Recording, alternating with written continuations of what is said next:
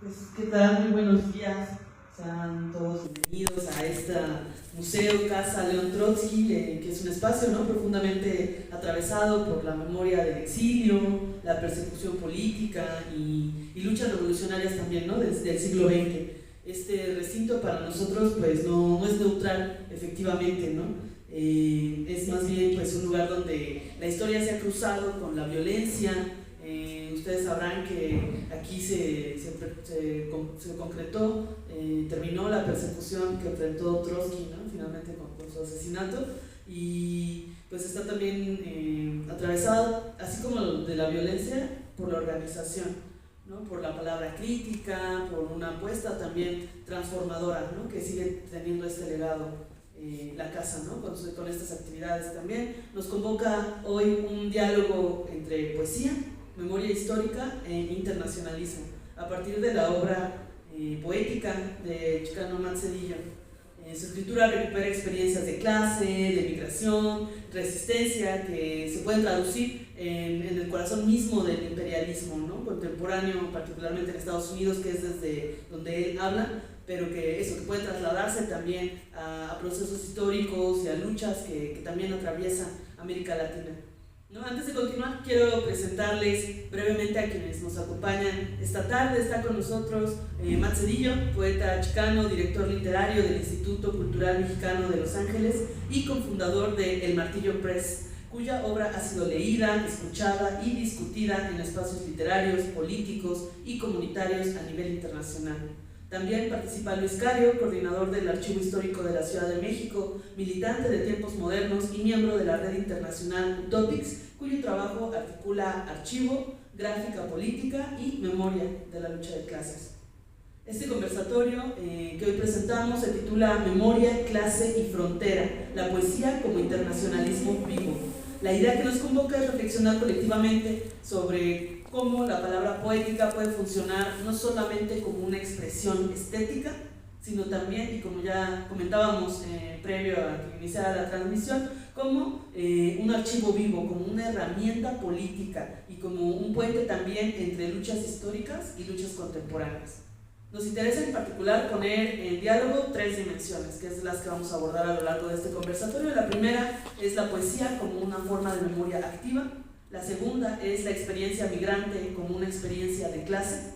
Y la tercera es el internacionalismo, no como una consigna abstracta, sino como una práctica viva que se construye desde abajo, desde las comunidades y también desde la palabra, ¿no?, que es lo que nos hermana acá. En un espacio como este, marcado por el exilio de León Trotsky y por la historia del movimiento obrero internacional, creemos que la poesía puede abrir una conversación necesaria sobre las continuidades entre pasado y presente, entre las luchas del siglo XX y las que hoy estamos librando en las fronteras, en los centros de trabajo y en las calles. Vamos a abrir la primera intervención, Memoria, Exilio y Archivo Vivo, a cargo de Luis Cario. Adelante. Muchas gracias, Nancy. Quisiera empezar mi participación, que en realidad va a ser muy breve para poder dar espacio a lo que sería más relevante para nosotros hoy, que es escuchar la voz de Matt. Quisiera empezar esto con un pequeño poema de un poeta salvadoreño que me parece uno de los más importantes cuando vamos a hablar de poesía y de política. Poema de amor, Roquedal. Los que ampliaron el canal de Panamá y fueron clasificados como Silver Road y no como Gold Road. Los que repararon la flota del Pacífico en las bases de California, los que se pudrieron en las cárceles de Guatemala, México, Honduras, Nicaragua, por ladrones, por contrabandistas, por estafadores, por hambrientos, los siempre sospechosos de todo. Me permito remitirle al imperfecto por esquinero sospechoso y con el agravante de ser salvadoreño. Las que llenaron los bares y los burdeles de todos los puertos y las capitales de la zona, la Gruta Azul, el Calzoncito, Happyland.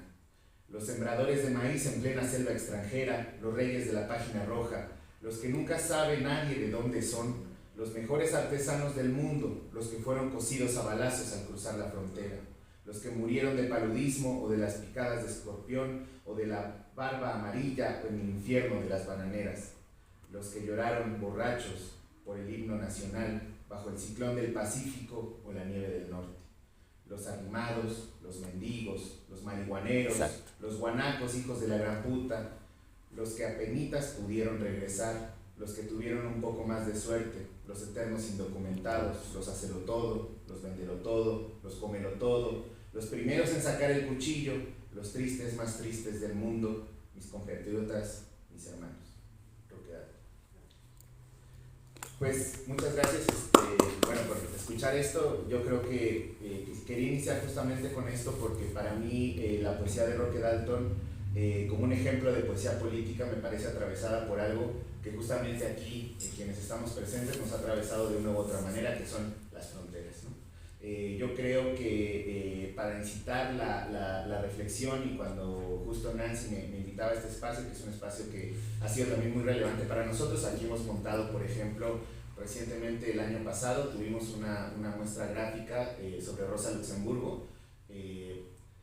Fue muy interesante poder, para hacer un poco una alegoría con la palabra, cómo podíamos nosotros trazar imágenes que representaran lo que para nosotros fue el internacionalismo de una mujer sumamente combativa, de una mujer bastante brillante, y que fue justo del tipo de personas que hoy nos siguen haciendo falta.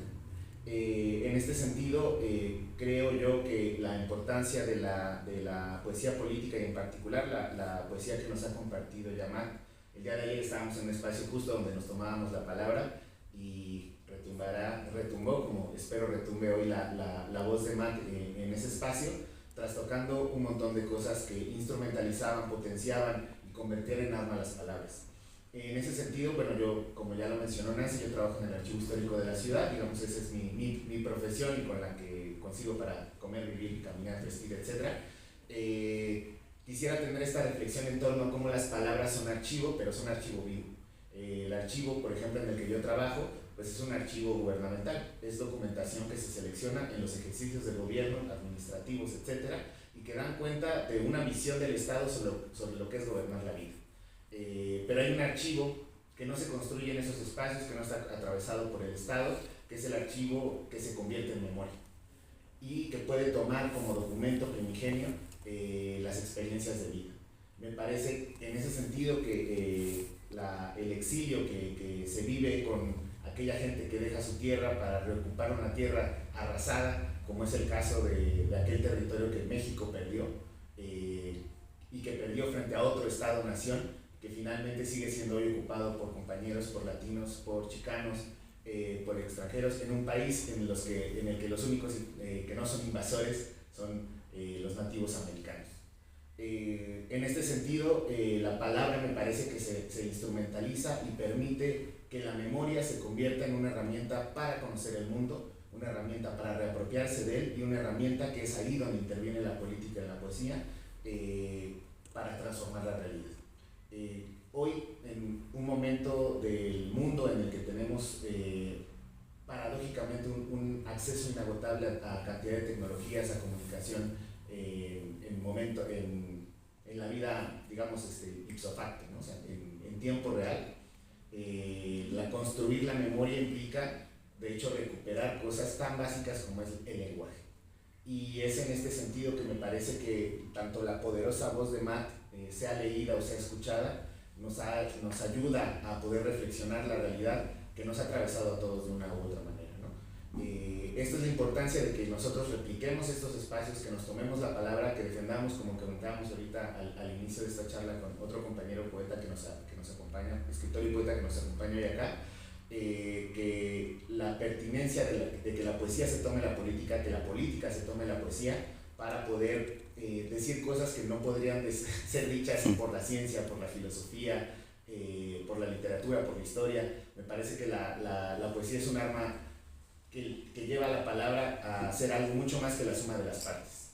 Y bueno, en este sentido, yo quisiera, por tanto, introducir a Matt, para ya no quitar más tiempo. Él nos va a hacer una primera lectura, un primer repaso de una de sus poesías. Esta poesía es Pilgrim. Y bueno, sin más, te voy a pedir, Matt, que nos pudieras acompañar con tu voz y con tu poesía. Sí, adelante. Gracias.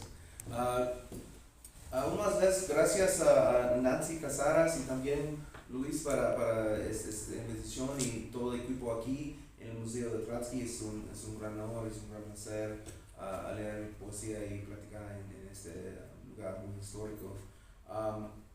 Lo primero que es importante es analizar el contexto en el que escribo. En Estados Unidos los latinos están aproximadamente 20% del país y sin embargo solo representa 4 de la audiencia en televisión, aproximadamente 4 en el cine. Solo alrededor 7 en el sector editorial. El 4 del profesorio universal era tiempo completo. Los latinos están solo en 2 de las historias que aparecen en los periódicos, en todo el país. Y más específicamente la ciudad de donde yo vivo, Los Ángeles, tiene una población latina 49%, con un 72 de estudiantes latinos en escuelas públicas. Mientras tanto, la universidad más popular para la clase trabajadora en Los Ángeles, Cal State LA, tiene un numerado latino 75%, pero un profesora de solo 12%. Digo todo esto para contextualizar. Vengo de un pueblo, los chicanos, que luchan a diario porque encuentra su reflejo en el país que viven. No es la proporción, no el contexto, no, y bueno, no sé, les lo siento por mi español, no les es sino el contexto de que yo soy. Y cuando aparecen es como sirvientas y criminales, no como esos antiheroes interesantes, empleos como los Sopranos o Wire, no son, sino simplemente como un amazona irreflexa vida indigna para la sociedad blanca como en Breaking Bad. Nunca son los protagonistas, siempre son los villanos. El director más famoso, nacido en Los Ángeles, que ambienta las películas precisamente en Los Ángeles, es probablemente Quentin Tarantino. Sin embargo, ni una sola vez una ciudad con más de la mitad de la población latina aproximadamente y un 60% de escandinaviacia mexicana. Un mexicano ha tenido un papel protagonista o significado en estas películas. De hecho, solo aparecen la Pulp Fiction como las que tienen los mexicanos cuando le obligan a sus compañeros por la espalda a punta de la pistola. Y otra es en Once Upon a Time in Hollywood, cuando Brad Pitt le dice a Leonardo DiCaprio que no lloran delante de los mexicanos. Para Tarantino, los mexicanos son personas secundarias que narran su historia en ciudad predominante mexicana, y su tratamiento prácticamente es el mismo que recibimos en Estados Unidos. Ese es el contexto en el que yo escribo. El contexto en el incluso tomar conciencia de la historia del grupo demográfico al pertenezco fue en la lucha. Ese es un camino difícil para un pueblo al que se niega nuestra historia. Y sin ese conocimiento no tenemos explicación para nuestra condición actual, que en Estados Unidos es muy terrible. Somos el grupo pero pagado y brutalmente explotado del todo el país. Realizamos la mayoría de los trabajadores más peligrosos por el salario más abajo.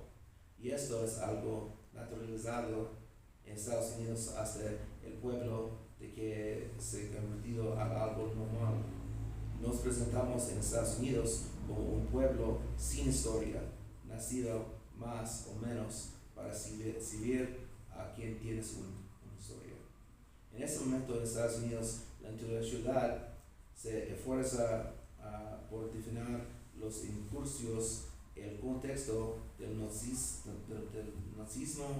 el sentimiento antirrealidades del siglo de otros o cualquier que está fuera del contexto de la frontera con México, cualquier tema que está fuera del contexto de la guerra entre México y Estados Unidos, cualquier tema que está fuera del contexto de las propias palabras de Donald Trump sobre México y cómo las atacas a México y los mexicanos fueron la columna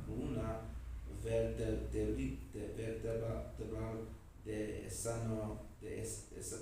censo político al poder. De nuevo, porque en los Estados Unidos no hablamos de estos temas, y este es el mundo en que yo escribo. Haga todo lo posible por hacer la historia y la cultura chicanas a públicos de todo el mundo, pero precisamente a los propios chicanos, que necesitan comprender por qué estamos donde estamos, para si puedo empezar a entender cómo comprarlos. Sí.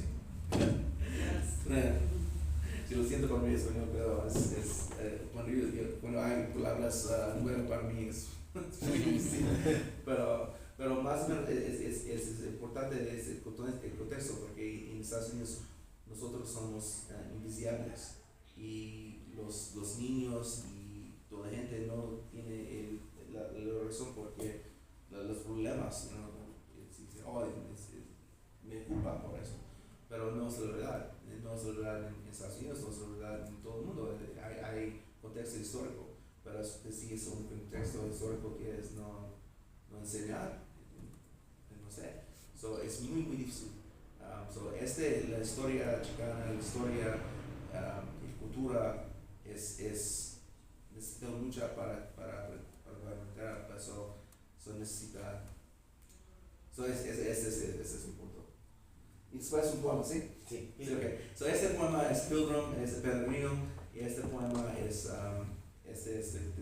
cosas. Es How I Learned to Be Chicano. So este es Pilgrim. Some born in summer homes in palatial groves with pain was only to unfold from the page of secret gardens where everything grows, but not I.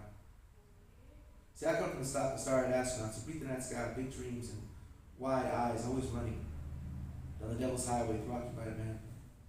One of the back house on Mango Street, also books in one street. Raising handball off the back wall of the Panaderia, born east of the river, post Mendez versus Westminster, one generation of red lines. And diplomas that were signed, those dreams, in that skin, need not apply to that kind of struggle. And if my story offends you, it's only because you made a mistake of seeking your reflection in my self-portrait. See this, what's not be about you? Because some are born in the common core, whose lifted faces grace the pages of document discovered age to explore. World hardships crash against the shores of England, New Hampshire, New Jersey, New York. For others, pushed off to the island, Aslan, do not call this brown skin. Child of the sun, son of the conquest, Mexicano blood, running through the veins east side of Los Angeles, tell him, and when they tone the song will best be sung, do not tell me who I am. Because I was raised like you. Miseducated in those very same schools off lessons and legends of honest Indians and Christian pilgrims and a nation of immigrants, all united in freedoms, until he pulled aside my white friend, pointed directly at me and said, Scott, I judge you by the company you keep. And you spend your time with this. And that same old story is in D46. The adventure of Uncle Sam the Sticker man wetback. Show me your papers, I'll give you your label, the melting pot. It was never made for the hands that cleaned it. The American dream has always come at the expense of those who tucked in. You know that. You don't teach it. Go write you a book, but you won't read it. It's news about you. In 1492, in the Treaty of Waterloo, and California missions and Arizona schools, these are kids, it seems that bear our names, from Elizabeth Davis, Ferdinand, to Minuteman, from Ohio, to Alamo, from Boca to Sorquino, the Indian, and so lives in me, from 1843, trying to bury us. They didn't know we were seized in their minds, and flame no strike, from Benda Ala, Middle Zapata, Wakirieta, Azalitas, Brown Baresi, Zapatis, Richardson, to Napoleon, from Peckinpah to Houston, from North Republic to Christopher Columbus, all the way down to Donald fucking Trump. We didn't cross the borders. The borders crossed us. Who you calling immigrant? Pilgrim.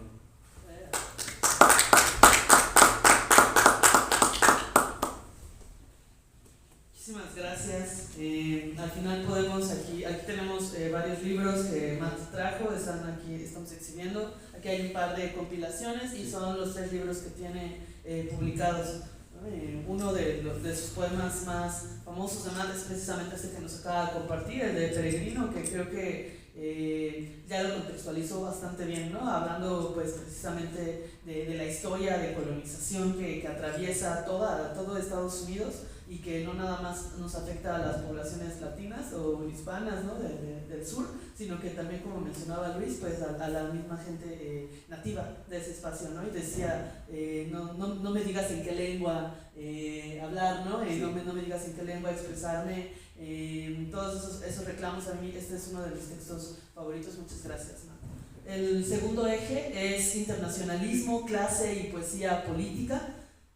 Sobre ese caso, pues yo tengo aquí un par de ideas anotadas que me gustaría compartirles, ¿no? Con respecto precisamente a que cuando hablamos de internacionalismo muchas veces pensamos en una consigna que puede ser abstracta, ¿no? Pueblos del mundo unidos, trabajadores. Sin embargo, creo que es, o que se trata, ¿no? También de una idea que pertenece a los grandes imaginarios políticos, muy lejos del alcance, ¿no? de los artistas, de los trabajadores, etc., ¿no? Sin embargo, el internacionalismo del que queremos hablar hoy y que estamos encarnando con esta actividad, pues, y que atraviesa la poesía de Matt, es profundamente material, o sea, es concreta, ¿no? Tiene que ver con cuerpos, con trabajos precarios, con desplazamiento forzado, con lenguas que se mezclan y con memorias también que cruzan fronteras, ¿no? En ese sentido, el texto de Peregrino creo que es un ejemplo precisamente, ¿no? de esta materialidad de lo internacional, ¿no? La poesía de Cedillo se describe en una tradición precisamente internacionalista que no es solamente literaria, sino profundamente política, ¿no? En sus textos aparece de manera constante la continuidad entre distintas formas de explotación.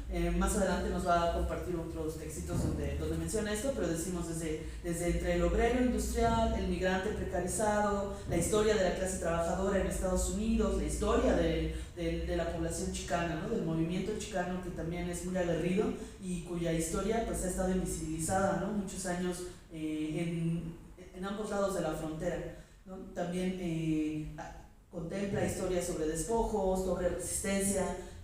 Por ahí en este textito menciona también a Ayotzinapa, el 68, Emiliano Zapata, distintos procesos de los que abreva también la comunidad chicana en Estados Unidos para construir una genealogía que después reclaman, ¿no? Libros como este de All Corazones Are Still Burning. En estos libros la poesía no funciona como un testimonio individual aislado, ¿no? Es una voz colectiva en realidad, ¿no? Es una poesía que nombra a la clase trabajadora, que recupera genealogías de lucha chicana, sindical, migrante, y que las pone en relación con procesos históricos más amplios, como el imperialismo, el racismo y la violencia, ¿no? Desde esta perspectiva, la poesía se convierte en una forma de memoria obrera, de memoria militante también, ¿no? No en una memoria de museo, domesticada, sino una memoria que está en conflicto, que incomoda y que señala responsables. Sí, es una poesía que se posiciona en contra del canon hegemónico, contra una idea de literatura despolitizada y que recupera la palabra como una herramienta de organización, de denuncia y de transmisión de experiencias de lucha, que eso también yo lo relaciono con lo que comentaba Cario en su participación inicial con respecto al carácter que puede tener también el archivo cuando está en manos de los pueblos, ¿no? Cuando es precisamente quienes encarnan, quienes protagonizan esas historias, los que se adueñan de esas narrativas y las transmiten a generaciones distintas, ¿no? En ese sentido, pienso que la obra de Mann pues también dialoga, ¿no? con el legado que resguarda este museo. Trotsky pensaba que el internacionalismo como una necesidad histórica, ¿no? En donde las luchas de las clases trabajadoras no pueden limitarse dentro de las fronteras nacionales. La poesía de Cedillo retoma esa intuición, pero desde el presente, desde la frontera, desde la migración, desde las comunidades que viven y trabajan bajo condiciones de explotación en el corazón de la bestia, ¿no? En el centro del sistema imperialista. La palabra poética acá no es un adorno, definitivamente, ¿no? Es una forma de intervenir la historia, de disputar el sentido de la memoria y de afirmar que las luchas del pasado siguen vivas en las luchas del presente. Y eso es precisamente lo que entendemos por internacionalismo vivo, ¿no? Y es como parte de la reflexión que quería plantear en este punto. Vamos a continuar con una pregunta para Nancy. Sí. Bueno, y en este contexto de lo que nos planteaba Nancy, le quisiera plantear una pregunta detonadora a Matt para que nos comparte una reflexión y bueno, posteriormente un segundo poema. Se la voy a hacer en inglés para que sea un poquito más directo con él. Pero bueno, la pregunta primero se las cuento en español, es que si nos puede decir cómo es que su poesía conecta con la historia de la lucha de clases, de la clase obrera y el internacionalismo dentro de su trabajo. So Matt, could you tell us how poetry connects working class history and internationalism in your work? Gracias por la pregunta. I can answer it. Hay muchas palabras que I forget, but I can answer this back. Para mí es una historia. Cuando yo soy en Chile, yo leo en frente del Estadio Nacional con Inti Illimani, es en 11 de septiembre, en un día de memoria. Y todos tienen historias de Salvador Allende, de Víctor Jara y mucho más. Mil personas que mataron a las fascistas. Pero en ese día yo tengo una playera con la cara de un héroe de mí. Es Rubén Salazar, que la policía de Estados Unidos en Los Ángeles mata, asesina, porque es un lista que muy fuerte, un campeón de los chicanos, de las derechas del pueblo, y los matan. Y yo me digo a todos, toda la gente allá, creo que 3,000 personas, para Itimali, no para mí, para Itimali. ¿Quién es Rubén Salazar? ¿Qué es lo importante? Y que el mismo fuerza que matan a él, matan a él. So, este es espiritual para mí, de internacionalismo. Porque yo soy chicano, yo no soy un proletario abstracto, no, yo soy quien yo soy. Y ellos son quien son. Pero hay puentes cultural, puentes históricos, y hay una lucha que es juntos, con ellos y con todo el mundo, con todos los trabajadores. Y cuando yo soy y es cuando yo tengo un gran amor y placer a leer en Medellín, Colombia, en el grande festival de poesía allá, Medellín Poetry Festival. Sí, es muy grande, es muy famoso en todo el mundo. Hay 80 poetas de 40 países en todo el mundo. Poetas no te respetan a tiempo. Todos hay muchas cosas muy ridículas, y bailar, y drones, y un garro de color, y oh my god. Yo creo que mi tiempo no. Pero 3 horas y media me escucha de Estados Unidos, más Unidos. Okay. Pero es un gran honor y placer, pero yo no voy a Colombia representando a Estados Unidos. So, Sí. me digo, este poema es para mi gente, los chicanos, para mi patria, Aztlán. So, este es el poema. Es Ay Chicano, es la historia de los chicanos. Chicano poet sits at a desk and attempts to pen an anthem class, grand sweeping epic for economics, demographics, fear of a brown nation on a bronze continent, the motive engine. At the beating heart of the Mexican question, Chicano condition us in the lost and land confusion, American racism, Hispanic serving institution, Chicano poet sits at a desk and attempts to dive into ink into parchment letter. An honest ledger of wins and losses, martyrs and marches, the mothers of East Los Angeles, crusades for justice, justice for janitors, justice 807, La Raza, the Boulder 6, the Vasquez rocks, the silver dollar, Chicano poet sits at a desk and attempts. Arranchero, vaquero, bandito, Puerto Blanco, Bracero, Pachuco, brown beret, inmate, cholo, vato, loco, pocho, no sabo, kids, son and heir, it's all I've seen. They've taught to forget the crimes they commit, that omit from the text of change the law when they stole the land and taught our kids. They'll no claim too much space to change their names that come along. Way to nowhere.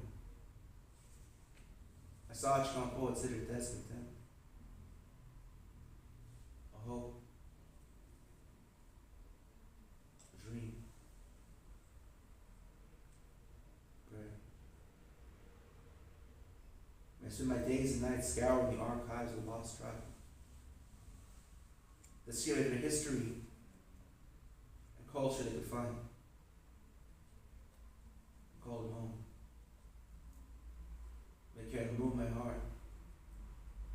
From my heart on my sleeve. And shine our heroes. And he's born.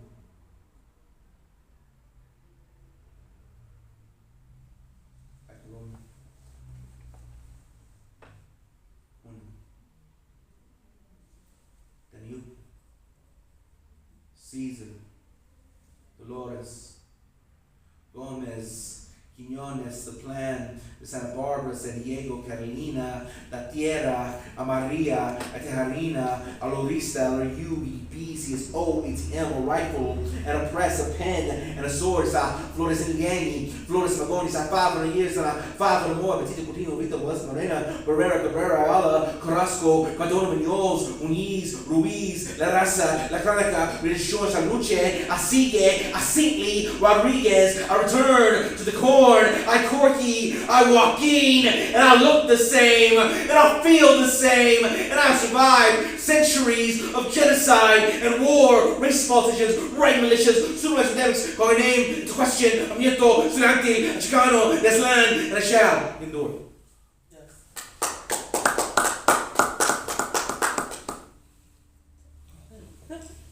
Muchísimas gracias, Matt.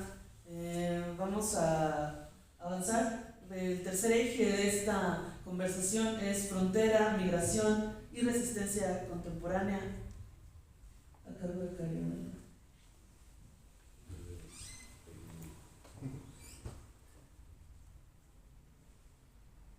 Bueno, pues lo que encuentro aquí en mi guión que se me fue. Justo les comentaba que el día de ayer tuvimos la oportunidad de compartir con compañeras, compañeros que desde otras métricas, con otros ritmos, también nos comparten la palabra y como hoy Matt, con esta forma tan poderosa, a mí me parece, de recitar su poesía. Tuve oportunidad de leerla ya desde ayer, que me pasó algunos textos Nancy, y es bien diferente leer la poesía de Matt y escuchar la poesía de Matt. Están conectadas de una manera muy diversa, ¿no? Y justo un poco retomando lo que comentábamos anteriormente sobre la memoria como un archivo vivo, me parece que escuchar la voz es también escuchar la entonación, escuchar la emoción escuchar incluso la forma en la que la comunidad chicana pronuncia las palabras, ¿no? O sea, me gusta mucho cuando dices el no sabo kid, que uno justo, o sea, en México de pequeño pues uno dice no sabo, ¿no? Porque no sabe uno conjugar de pronto el verbo saber, ¿no? U otras cosas que uno va aprendiendo, y como también la frontera que nos atravesó y que atravesó particularmente al pueblo chicano, a la comunidad migrante, a los latinos, y las segundas y las terceras y las cuartas generaciones nacidas en ese territorio ocupado, empiezan a desarrollar otras herramientas con el lenguaje, y que ahora podemos observar, me parece, con la poesía de Matt, cómo esto se convierte en un instrumento también, ¿no? Ya no solo en una cosa que se nos caracteriza para discriminar, para decirnos los espaldas mojadas, los frijoleros, los migrantes, los invasores a los que se les exige hablar en español, en inglés, porque es el idioma de esa tierra, y se nos prohíbe justo el uso de la palabra, ¿no? Me parece que una cosa que podemos encontrar no solo ya en la poesía de Matt, sino también en la lucha del pueblo chicano, es cómo podemos reapropiarnos de eso que se ha utilizado para denigrarnos, para discriminarnos, para negarnos, y convertirlo en un instrumento de la denuncia, ¿no? En un instrumento de la organización, en un instrumento de la identidad. Y retomando también esta parte de nada más, no sé si me recuerdas, estamos en el 7, perfecto. De lo que comentaba Nat, y reforzaba con Matt,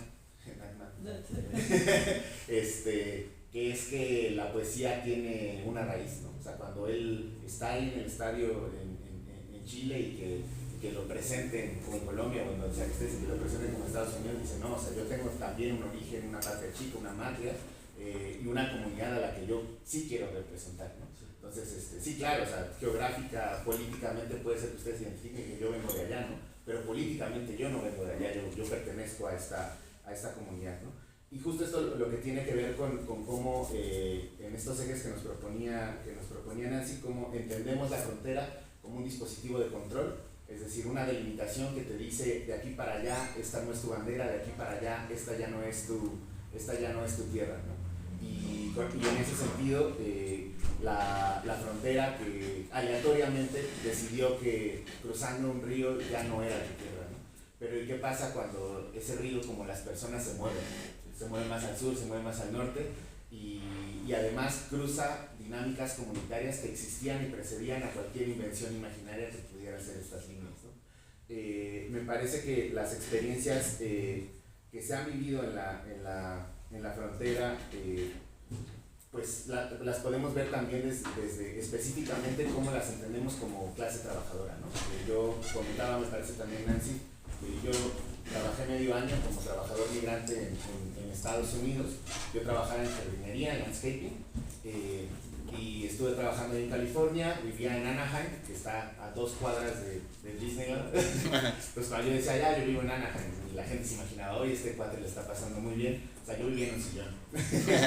Y vivía con compañeros, esto no le va a gustar a Nancy, pero eran hinchas del Cruz Azul. Y yo llegué ahí por un compañero que se fue allá. Él sí es fan del Cruz Azul, a mí en general no me gusta el fútbol, entonces no le voy a ninguno.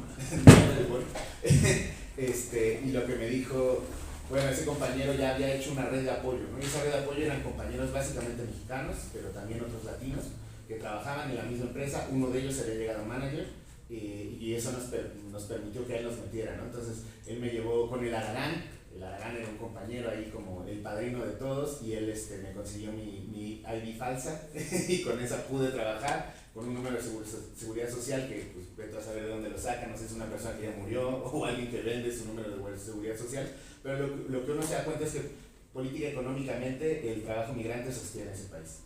Y son trabajos racializados además, porque claro, o sea, no había un solo compañero afrodescendiente en la empresa donde yo trabajaba, y uno podía ver incluso las diferencias de clase entre nosotros mismos, ¿no? O sea, yo en muchos sentidos ahí, a pesar de que no dejé de ser un trabajador explotado migrante, y trabajaba ilegalmente, aunque hubiera entrado ilegalmente al país, pues no era yo el mismo migrante que cruzó el río, ¿no?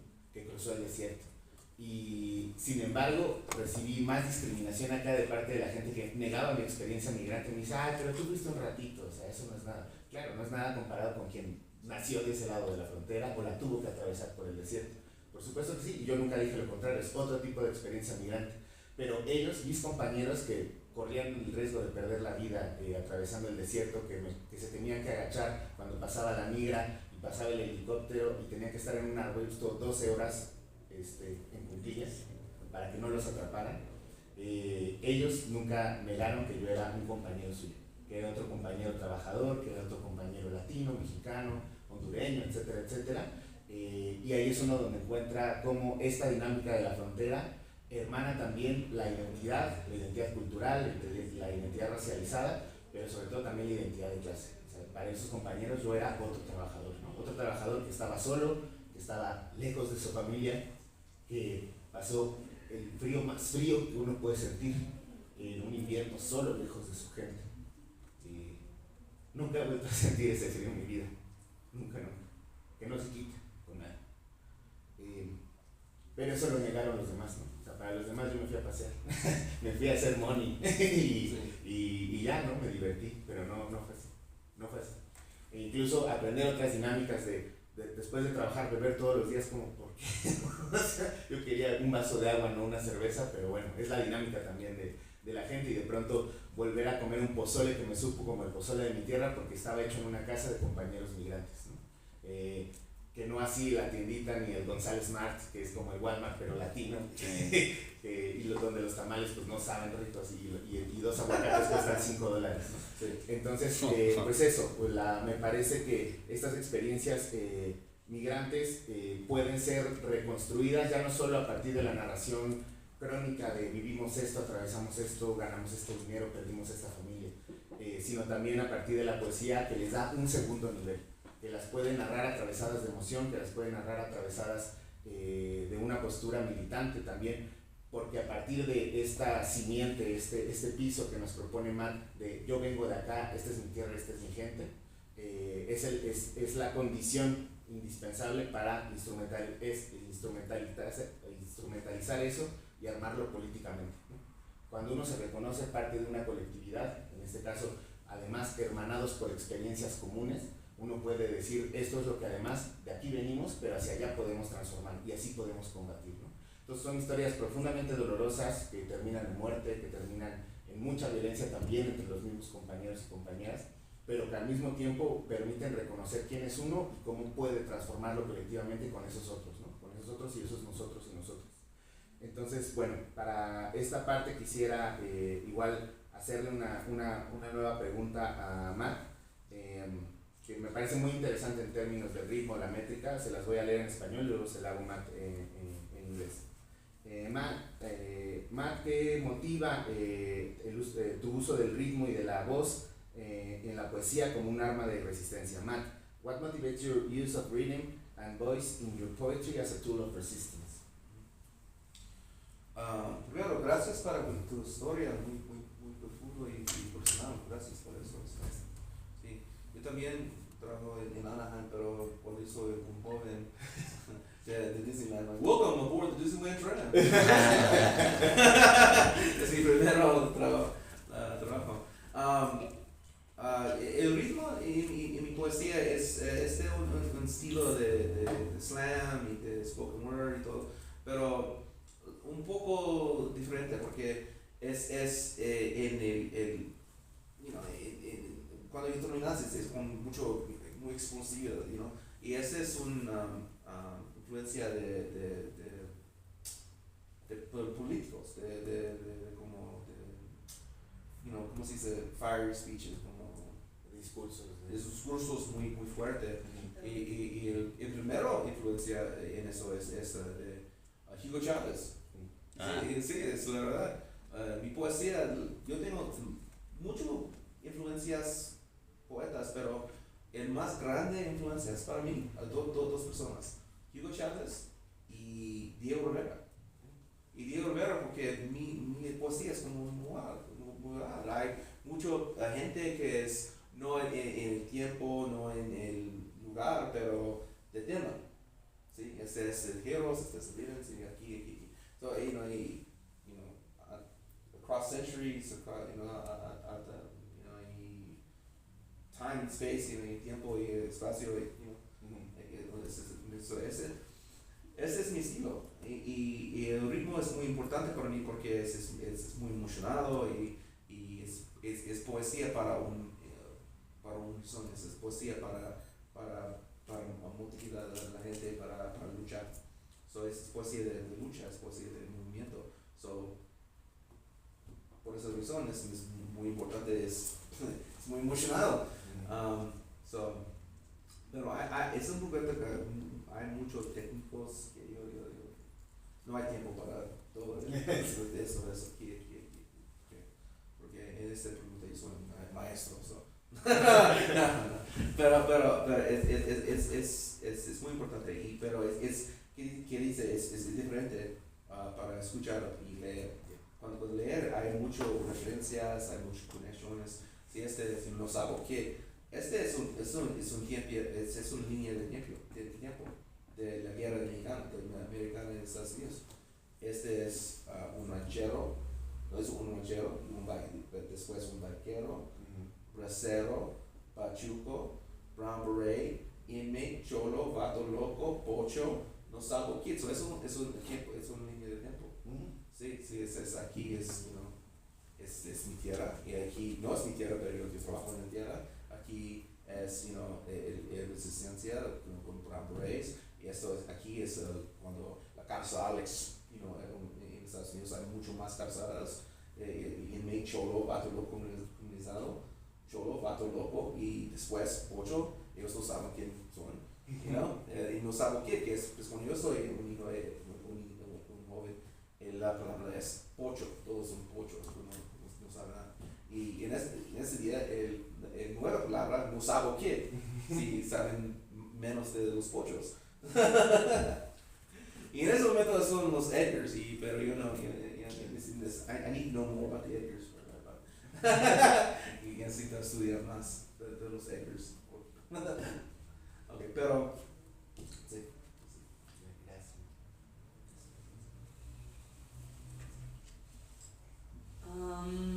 Híjoles, tenemos el tiempo encima. Me gustaría, antes del cierre, preguntar si alguien entre el público quisiera hacerle alguna pregunta, algún comentario.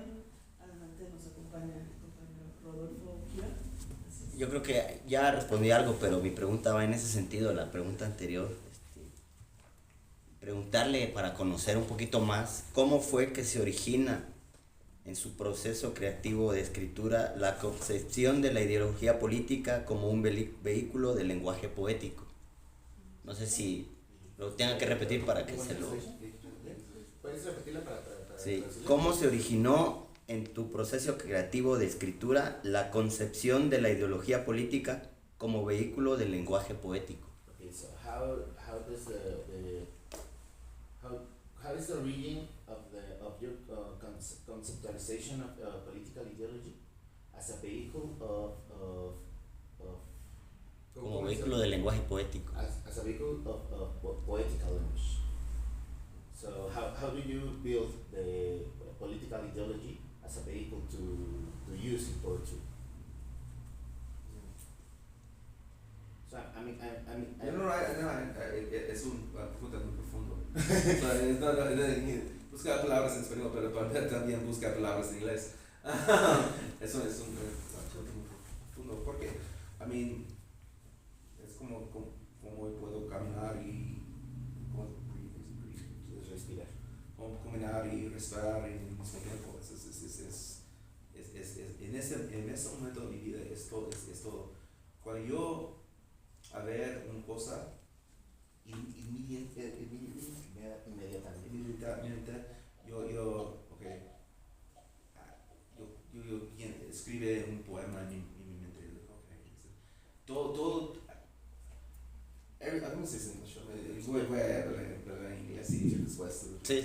Yeah, everything I see now, it's like I immediately translate it, not just into poetry, but it's the style of poetry I've developed over the last 15 years. Todo lo que veo inmediatamente lo transformo en poesía. And what's over not just poetry, but the style of poetry that I've developed over the last 15 years. Ya no solo en poesía, sino en el estilo de poesía que él tiene durante los últimos 15 años. Okay. And so when I see something, I start developing into a certain rhythm and pattern of my own particular style, which is designed for maximum political impact. Entonces lo traduzco en su particular ritmo y métrica para que tenga el mayor impacto político. So like, I'm not looking for the most beautiful way to say it, to express something. I'm not looking to find the most beautiful way to say something. What I'm looking for is dynamic juxtaposition of ideas to create the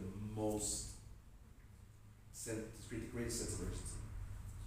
Y no busco cómo sea la manera más bella de decirlo, sino cómo... What I'm looking for is to create dynamic juxtaposition, sino crear una juxtaposición dinámica que genere el mayor impacto político. Entonces lo importante para él no es como que suene bonito, sino cómo lo convierte métricamente en algo que puede impactar. I want to bring the audience to an understanding and a call to action. Y quiero llevar a la audiencia a entender para llamarla a la acción. The best way to do that, in my experience, is to write a 3-act process. Y la mejor manera en mi proceso, en mi experiencia, para hacer eso es a partir de un proceso de 3 actos. In the beginning, there's the pride. ¿De what? The pride. El orgullo. Okay. Al principio es el orgullo. Act 2, the pain. El acto segundo, el duelo, el dolor. Act 3, the triumph. Y acto tercero, el triunfo. And the reason why we win is tied back to the reason that we're proud and to the particular struggle we have. Y la razón por la que ganamos es por aquello de que regresamos al inicio de la lucha. Y también y el orgullo. Y el orgullo. Por el que luchamos. El orgullo, la lucha y todos son conectados. So what I'll usually do is I'll take a word and that word will reappear several times, each time changing its meaning. Y lo que uso es escoger una palabra, esta palabra aparece varias veces, pero en cada vez que aparece tiene un significado diferente. So, in Pilgrim, we have the word pilgrim, peregrino, y aquí es una historia de peregrinos y de indios y y este es en parte de mi poema que hay mucho dolor, pero cuando terminaste, ¿quién dice eso? Peregrino, es mucho poder. Y también tengo un poema, La Reina es el mismo, y este es la casa de la reina, que mucho explotación de todo. Y después, all hail la reina, the once and future queen, yeah, con mucho orgullo. So, mucho tiempo, con una palabra aquí, here the word means one thing, here means another, here at the end it means completely different. Que lo mismo, que la palabra aquí en el principio significa una cosa, en el final significa otra y en el último es otra significa otra. And the reason I do this, it serves 2 purposes. One is internal, one is external. Y la razón por la que hago esto es por 2 propósitos, uno es interno, otro es externo. And the internal reason has to do with craft. It has to do with style. It has to do with the fact that we're moving an audience through each act, and as the word changes its meaning, we're in a new act. Y la razón interna es porque la palabra lo que posibilita es pasar, internamente es pasar de un acto a otro y guiando a la audiencia. And the external is for the political purposes, whatever I'm trying to drive, whatever the call to action is, and whatever I need people to understand that do not previously understand, or whatever I need to give like light to an experience. Y la segunda razón es la externa, que tiene que ver con la política, que es como yo quiero llamar a la acción de alguna manera en específico o echar luz sobre algún significado en específico para hacer política. Gracias. Y felicidades, muchas felicidades. And the last thing I just want to say about style, because this is very important, is that whenever I teach, I always teach that you're gonna walk the way, you're gonna run the way you walk. Okay, that's good. Dice que la segunda, bueno, la otra cosa que quiere decir que es muy importante para él es acerca del estilo, pero que tiene que ver con, por ejemplo, la enseñanza, que dice, tú vas a correr en la misma forma en la que aprendes a caminar. So your best riding is going to be a natural extension of personality. Así que tu mejor conducción va a ser una extensión natural de tu personalidad. There's not one way to be great. People are great in many different things. No hay una sola forma de ser grande, sino que la gente es grande en muchas formas diferentes. So if you're funny, you should write funny. If you're serious, you should write serious.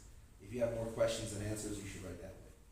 Si tú eres si chistoso, tienes que escribir chistoso. Si tú eres serio, tienes que escribir serio. Si tienes más preguntas que respuestas, tienes que escribir de esa manera. Sí, más filosófico. So out of that, develop a style. Turn that style into a discipline, and turn that discipline into a standard of excellence. So how do you start? Turn Start? develop a style. Okay. Turn that style into a discipline, Okay. and then turn that discipline into a standard of excellence. Okay. Entonces, desarrollar el estilo y el estilo convertirlo en disciplina y esa disciplina convertirlo en tu estándar de excelencia. That you hold yourself to every time. Entonces te sostienes a ti mismo en cada paso.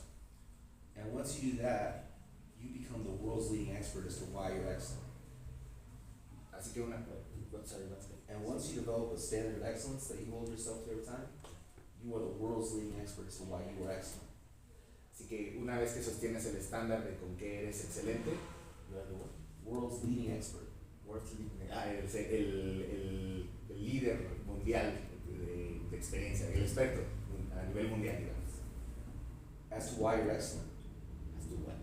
Why you're excellent. You know better than anybody why you are excellent. You know what's excellent about yourself. Yeah. Tu excelencia tú eres el gran maestro de tu excelencia. Ah, ok.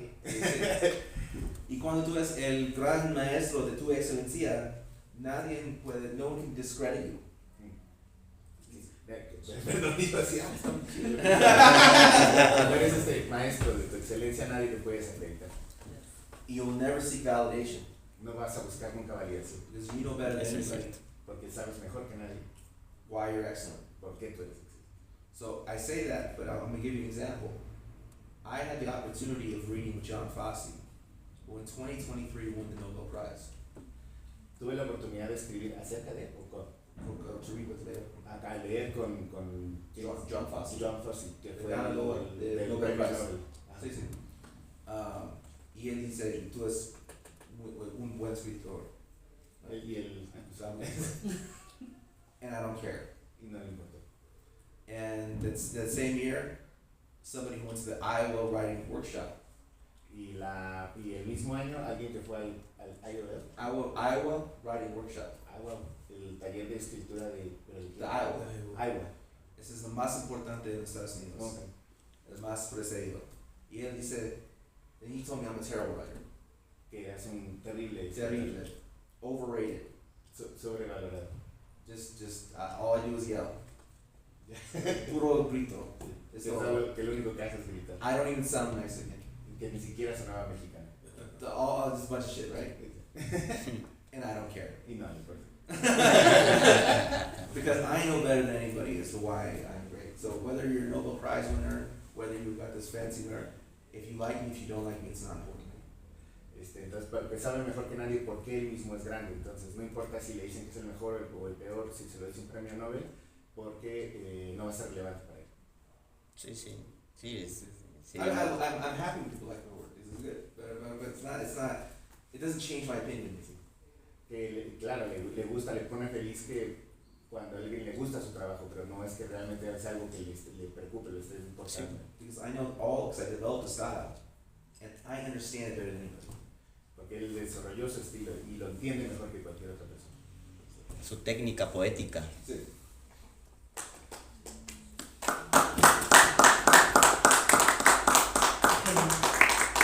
Yo creo que, pues como creativos, ¿no? Esta conversación con Ma detona, ¿no? Muchas cosas, porque es respecto a cómo no solo cómo construye formalmente sus poemas, sino cómo en realidad, en qué momento se diluye, se conjunta la forma y el fondo, ¿no? Y también yo creo que algo bien interesante acerca de la historia de Matt, no solamente es esta preocupación por establecer genealogías, por establecer estas líneas cronológicas, ¿no? que le dan historia a poblaciones que han querido ser arrebatadas de esa misma historicidad o que crean nuevas narrativas, sino que pues también habla desde la militancia, ¿no? Desde el conocimiento, digamos, de estas luchas continentales, mundiales. Y a propósito de eso está el tercer poema que nos va a compartir Matt esta tarde. Anoche soñé que era Vladimir Lenin. Ok, sí. Ok. Y, ok.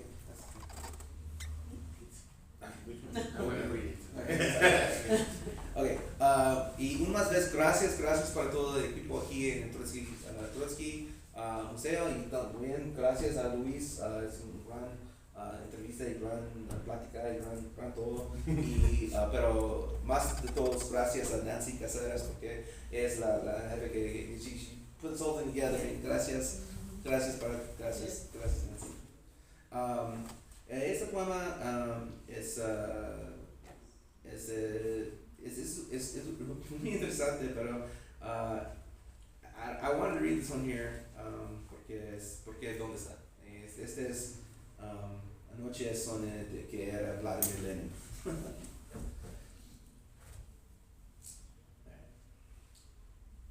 Last night I dreamt I was Vladimir Lenin, grainy and cross-cut in three-piece classic, like something out of Potemkin.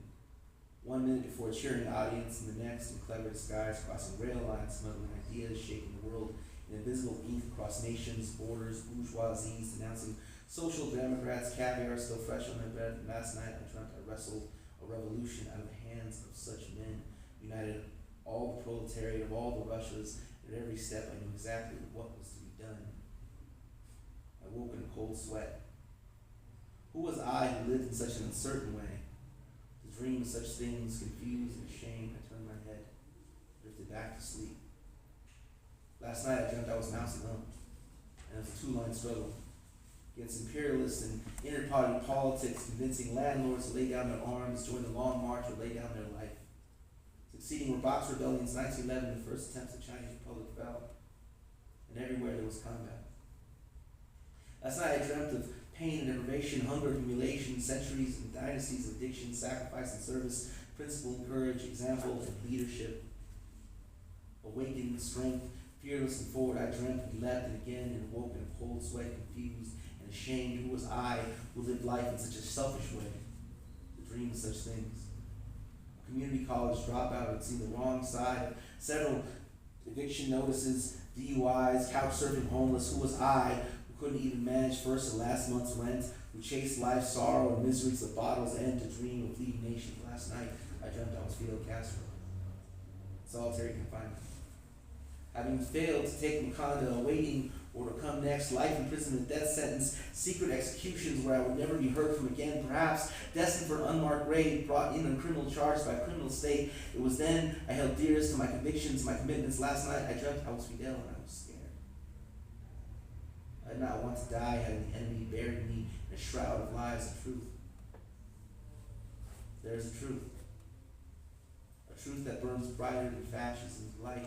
Cannot be extinguished by bayonets. History would absolve me for the kill of man, but not an idea. It was time had come. Last night I dreamt I was Comandante, returning to Cuba after years of exile, with only 20 surviving men gathered in the Sierra Madre. There's but 3 words on my breath. Batista is fuck. Last night I dreamt of countless failures, tragic missteps, unforeseen setbacks. Armed principally with courage and conviction, I successfully led the Cuban Revolution. I woke 7 years sober, knowing the world the difference between a dream and a plan, that nothing began without a vision, without some small conceit, that even a mighty oak grew from the smallest seeds, that a Vietnamese cook living in Paris at the time stormed the Treaty of Versailles, demanding independence of his nation, that a farmer, rancher, horseman fighting local disputes would teach the world that it's better to die in your feet than live on your knees, that whatever the meaning of these strange dreams, I seek to live my life as that seed, as a pair of feet, as a voice in the choir, a hand on the banner, raised proudly, raised defiantly, raised the very last of me. May your enemies live in interesting times.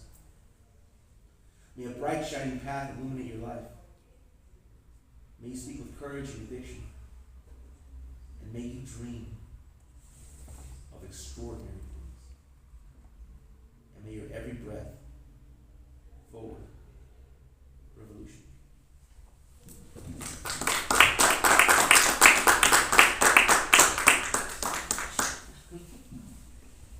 Para cerrar quisiera recuperar una idea central de este encuentro, que pues en un momento histórico marcado por una ofensiva imperialista, neocolonial en todo el continente, por la militarización de las fronteras, por la criminalización de la migración, la memoria no es un ejercicio neutro, ¿no? Es algo que yo creo que hemos estado comentando a lo largo de toda esta charla y es algo que yo creo que es medular para que me gustaría que nos lleváramos esa reflexión. La memoria en realidad es un campo de lucha, ¿no? Es un espacio en donde deseamos que se peleen no solamente la identidad, las narrativas, sino también el futuro, ¿no? de nuestra clase. Recordar las luchas de la clase trabajadora, las experiencias del exilio y resistencias migrantes es también una forma de disputar este presente. Encuentros como este nos recuerdan que la poesía puede ser parte de esa disputa, como memoria viva, como denuncia política y como una práctica colectiva.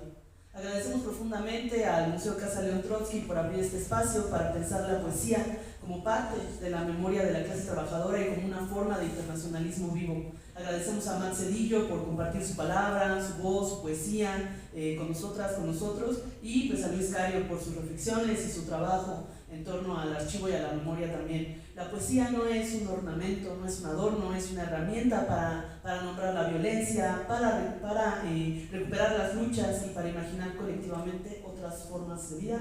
Muchas gracias a todas, todos, todas por acompañarnos.